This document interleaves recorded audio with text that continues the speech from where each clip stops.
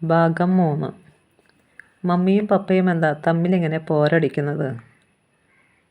രാത്രിയിൽ ഉണ്ണി മുറിയിൽ തനിച്ചാണ്. മമ്മി പോയി കഴിയുമ്പോൾ ആദ്യമൊക്കെ അവൻ പേടിച്ചിട്ടുണ്ട്. അപ്പോഴൊക്കെ ബെഡ് ലാമ്പ് ഓൺ ചെയ്ത് മുറിയുടെ വാതിലടയ്ക്കും. പേടിയില്ലാതിരിക്കാൻ അപ്പൂപ്പൻ പറഞ്ഞു കൊടുത്ത മന്ത്രങ്ങൾ ചൊല്ലിക്കൊണ്ട് കണ്ണടച്ചു കിടക്കും. മന്ത്രങ്ങൾ ചൊല്ലിക്കഴിഞ്ഞാൽ ഉണ്ണിക്ക് പേടിയില്ലാതാകും. ഉറക്കം വരാതിരിക്കുമ്പോൾ ബാൽക്കണിയിൽ പോയി നിൽക്കും. തൊട്ടടുത്ത മുറിയിൽ നിന്ന് പപ്പയും മമ്മിയും വഴക്കിടുന്നത് അപ്പോഴാണ് അവൻ്റെ ശ്രദ്ധയിൽപ്പെടുന്നത്. എന്തിനാണിവർ എന്നും ഇങ്ങനെ പൊരുതുന്നത്? ശത്രുക്കളെപ്പോലെ. ആരോടും വഴക്കില്ലാതെ സ്നേഹത്തോടെ ജീവിക്കുന്നത് എത്ര രസമായിരിക്കും. ഉണ്ണിക്ക് എല്ലാവരെയും ഇഷ്ടമാണ്. എല്ലാറ്റിനെയും ഇഷ്ടമാണ്. പൂക്കളും ആകാശവും നക്ഷത്രങ്ങളും എല്ലാം അവൻ്റെ മനസ്സിനെ ആകർഷിക്കുന്നു. ഭിക്ഷ യാചിക്കുന്നവരെയും വികലാംഗരെയും അവൻ വേദനയോടെ നോക്കി നിൽക്കും. പോക്കറ്റ് മണി അവർക്കായി സ്വരൂപിച്ചു വയ്ക്കും.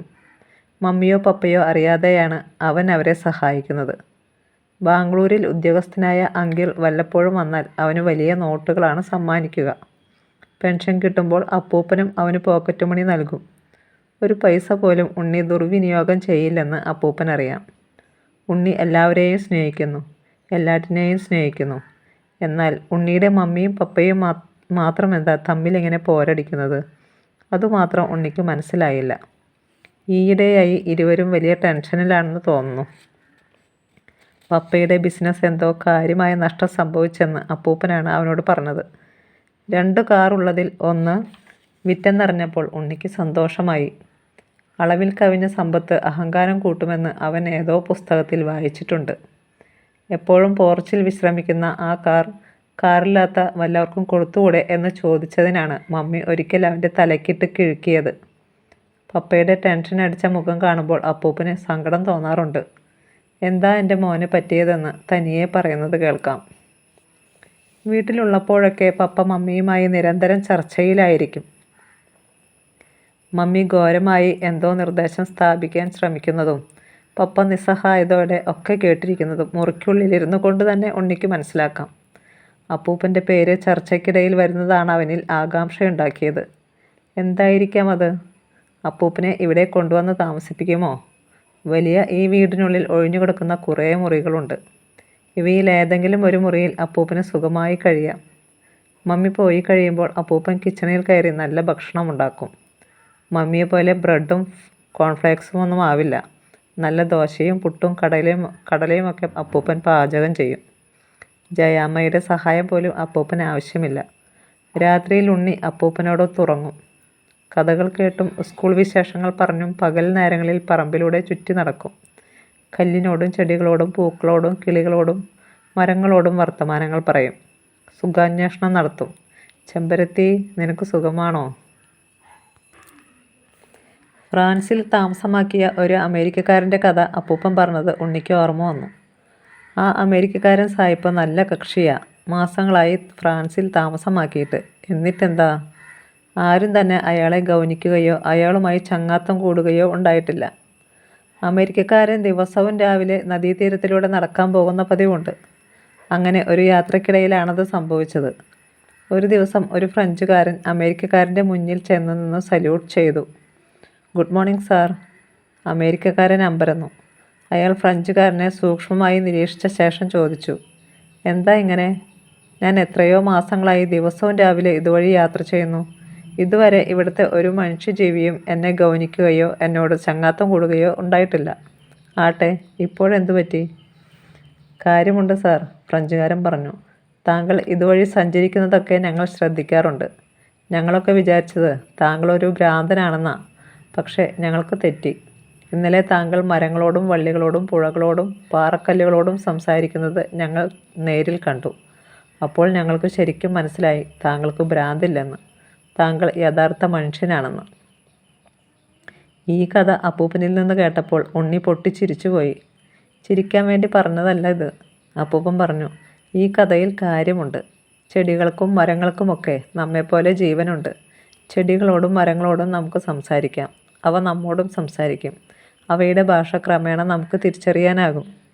അതിനൊക്കെ ഉണ്ണിക്ക് ആഗ്രഹമുണ്ട്. പക്ഷേ സമയമില്ല. മുറ്റത്തെ പവിഴമല്ലിച്ചെടിയോട് 1-2 മിനിറ്റ് സംസാരിക്കും. പവിഴമല്ലി, നിനക്കെന്താണിത്ര ദുഃഖം? അപ്പോഴേക്കും മമ്മി ചെവിക്ക് പിടിക്കും. ആ മനുഷ്യനെ കൂട്ട് നിനക്കും വട്ട് പിടിച്ചോടാ, ഓരോ വൃത്തിക്കേട്.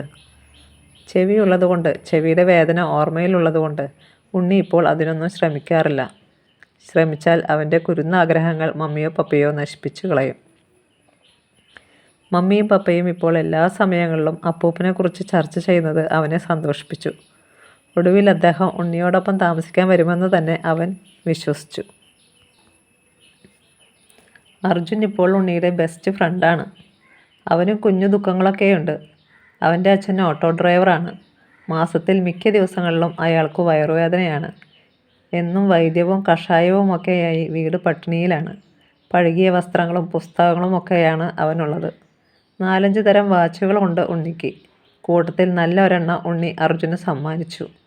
താനാണത് തന്നതെന്ന് കൂട്ടുകാരോട് പറയരുതെന്നും ചട്ടം കെട്ടി. മറ്റു കുട്ടികൾക്ക് ആകർഷണീയമായ ഒരു വസ്തു ആദ്യമായി കൈവശം വന്നതിൻ്റെ സന്തോഷം അനുഭവിച്ചു അർജുൻ. എല്ലാവരും ചുറ്റും കൂടി വാച്ച് തൊട്ടുനോക്കിയും മറ്റും അവനെ അഭിനന്ദിച്ചു. നന്ദി സ്ഫുരിക്കുന്ന കണ്ണുകളോടെ അർജുൻ ഉണ്ണിയെ നോക്കി. അവൻ്റെ ഹൃദയം നിറയെ ഉണ്ണിയോടുള്ള സ്നേഹമായിരുന്നു. അടുത്ത നാൾ ഉണ്ണിയെ കാത്ത് അർജുൻ്റെ അച്ഛൻ ഗേറ്റിനരികെ നിൽപ്പുണ്ടായിരുന്നു. നന്നേ ശോഷിച്ച് ആരോഗ്യമില്ലാത്ത ഒരാളായിരുന്നു. കാക്കി ഷർട്ടും നിറം മങ്ങിയ മുണ്ടുമാണ് വേഷം. ഉണ്ണിയെ കണ്ടപ്പോൾ അയാൾ ഭവ്യതയോടെ അടുത്തേക്ക് വന്നു. അയാളുടെ കയ്യിൽ ആ വാച്ച് ഉണ്ടായിരുന്നു. മോൻ കൊടുത്തതാണോ ഈ വാച്ച്? അയാൾ ചോദിച്ചു. ഉണ്ണി ചിരിയോടെ തലയാട്ടി. അയാളുടെ മുഖത്ത് ആശ്വാസമായിരുന്നു. ഞാൻ കരുതി ഇവനിത് കട്ടതോ മറ്റോ ആണെന്ന്. എന്തിനാ മാമൻ അങ്ങനെ വിചാരിക്കുന്നേ? അർജുൻ നല്ല കുട്ടിയല്ലേ? ഉണ്ണിയുടെ സ്നേഹം നിറഞ്ഞ വാക്കുകൾ കേട്ടപ്പോൾ അയാൾ അവനെ കൗതുകത്തോടെ നോക്കി. മോൻ്റെ വീട്ടിൽ നിന്ന് ഇതിൻ്റെ പേരിൽ ഇനി പ്രശ്നമൊന്നും ഉണ്ടാവില്ലല്ലോ? എൻ്റെ കയ്യിലുള്ളതെല്ലാം ഓരോരുത്തർ സമ്മാനിക്കുന്നതാ. പപ്പയും മമ്മിയും പലതും കണ്ടിട്ട് പോലുമില്ല, ഉണ്ണി പറഞ്ഞു. എൻ്റെ ആവശ്യങ്ങളൊക്കെ ഒരു ഫോൺ കോളിലൂടെ തന്നെ നിറവേറും. പക്ഷേ അവ ഉപയോഗപ്പെടുത്തുന്നുണ്ടോ, സൂക്ഷിക്കുന്നുണ്ടോ എന്നന്വേഷിക്കാനുള്ള സമയമോ താല്പര്യമോ ഒന്നും അവർക്കില്ല. അർജുൻ്റെ അച്ഛൻ ഭവ്യതയോടെ പറഞ്ഞു. മോൻ്റെ അച്ഛനും അമ്മയുമൊക്കെ വലിയ പണക്കാരല്ലേ? 100 കൂട്ടം ജോലി ഉണ്ടാവില്ലേ? അതുകൊണ്ടായിരിക്കും. ഉണ്ണി ചിരിച്ചതേയുള്ളൂ. ഉണ്ണിക്കറിയാം അർജുൻ പാവപ്പെട്ടവനാണ്. ഭക്ഷണം പോലും ശരിയാവണ്ണം ലഭിക്കാത്തവനാണ്. ലഞ്ച് ബോക്സിൽ ഉണ്ണി കൊണ്ടുവരുന്ന വിഭവങ്ങൾ വളരെ രുചിയുള്ളതാണ്. അവൻ അത് അർജുന് കൊടുക്കും.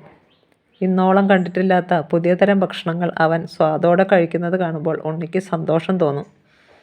അർജുൻ ഇലപ്പൊതിയിൽ കൊണ്ടുവരുന്ന ചോറും അമ്മിയിലരച്ച ചമ്മന്തിയുമൊക്കെ ഉണ്ണിക്കും നൽകും. റേഷനരിയുടെ മണം ചെറിയ ഒരു വിമ്മിഷ്ടമുണ്ടാക്കുമെങ്കിലും ഉണ്ണി അത് അവഗണിക്കാറേയുള്ളൂ. നിൻ്റെ അമ്മ ഉണ്ടാക്കുന്നതൊക്കെ എന്ത് രസാ അർജുൻ. അത് കേൾക്കുമ്പോൾ അർജുനും സന്തോഷമാകും. തൻ്റെ അമ്മയുടെ പാചകമൊക്കെ ഉണ്ണിക്ക് ഇഷ്ടമാകുമോ എന്ന ആശങ്ക അവൻ്റെ ഉള്ളിലുണ്ടായിരുന്നു. ഉണ്ണിയുടെ അലമാര നിറയെ പലതരം ഡ്രസ്സുകളാണ്. ഉപയോഗിച്ചവയും അല്ലാത്തവയും. അവയിൽ നിന്നും നല്ലത് നോക്കി അർജുന് കൊടുത്തു. അവൻ ഒരിക്കലും പ്രതീക്ഷിക്കാത്ത അത്രയും നല്ലത്. അതെല്ലാം തൊട്ടും മണത്തും നോക്കി മ്ലാനമായ മുഖത്തോടെ അർജുൻ പറഞ്ഞു. ഞങ്ങൾ പാവപ്പെട്ടവരാ. ഇത്രയും നല്ല കുപ്പായങ്ങളിടാനുള്ള അവകാശമൊന്നും ഞങ്ങൾക്കില്ല. ഞങ്ങളുടെ കുടിലിന് മുന്നിൽ വിലയുള്ള കാറ് കിടന്നുള്ള ഒരു പിശകുണ്ടല്ലോ, ഞാനിതിട്ടാലും അങ്ങനെ തന്നെയാവും. ഉണ്ണിക്കെന്തോ അത് മനസ്സിലായില്ല. അർജുൻ ആ പൊതിയെടുത്തു ബാഗിനുള്ളിൽ സൂക്ഷിക്കുന്നതുവരെ അവന് സമാധാനമുണ്ടായിരുന്നില്ല. അർജുൻ ഉണ്ണിയുടെ മുഖത്ത് നോക്കി ചിരിച്ചുകൊണ്ട് പറഞ്ഞു. ഉത്സവത്തിനോ കല്യാണങ്ങൾക്കോ ഞാനിതിട്ടോളാം.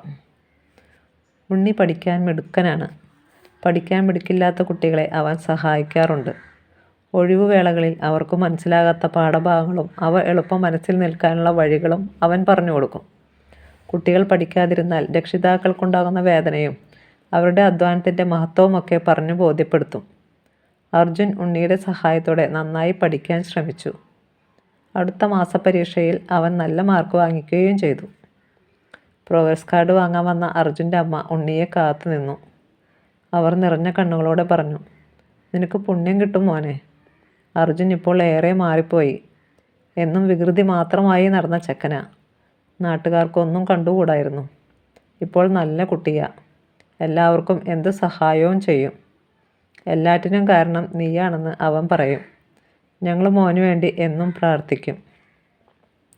അവരുടെ മുഖത്തെ സന്തോഷം ഉണ്ണിയിലേക്കും പടർന്നു. തിന്മയുടെ വേരറുത്ത് നന്മയുടെ വിത്തുകൾ നിക്ഷേപിക്കുന്നതിനേക്കാൾ മഹത്തരമായതൊന്നും ഭൂമിയിലില്ലെന്ന് അപ്പൂപ്പൻ അവനെ പഠിപ്പിച്ചിട്ടുണ്ട്. ഇനിമേൽ അർജുൻ നല്ല കുട്ടിയായിരിക്കും. ചീത്ത മനസ്സോടെ വളരുന്നവരാണ് ഭൂമിക്ക് ഭാരമായിരിക്കുക. ഒരുപാട് ദുഷ്ടമനുഷ്യർ വളരുമ്പോൾ ലോകത്ത് ഭൂകമ്പവും സുനാമിയും ഉണ്ടാകും. ലോകം നശിക്കും. അർജുൻ അതിനിടവരുത്തില്ല. അവൻ നന്മ നിറഞ്ഞ കുട്ടിയായി വളരാൻ തീരുമാനിച്ചിരിക്കുകയാണല്ലോ.